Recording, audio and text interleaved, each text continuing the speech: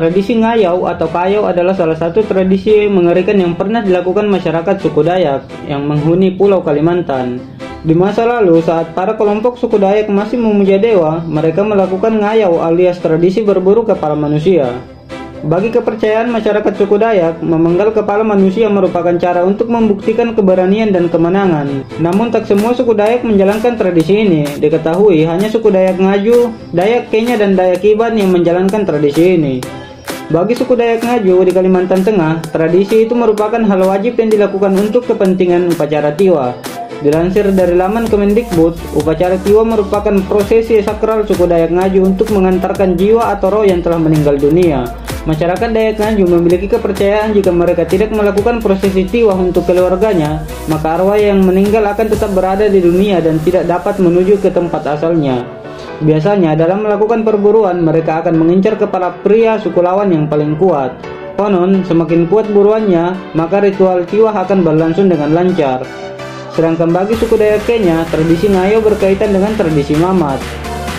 Mamat adalah sebuah tradisi untuk menyambut para prajurit yang kembali dari perburuan dan berhasil mengalahkan musuh.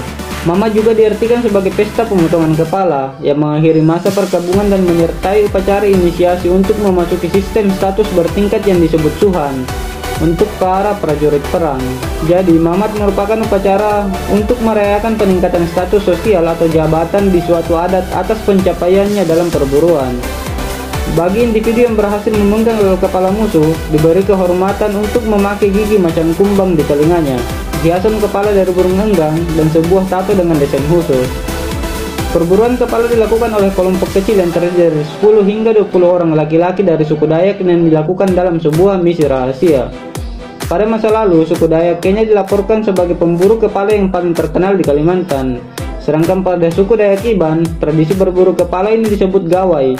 Upacara ini bersifat religius, tetapi juga diselingi dengan pesta mewah dengan minum-minuman dan berkumpul bersama. Namun tradisi mengerikan itu ditinggalkan beberapa suku Dayak pada tahun 1874.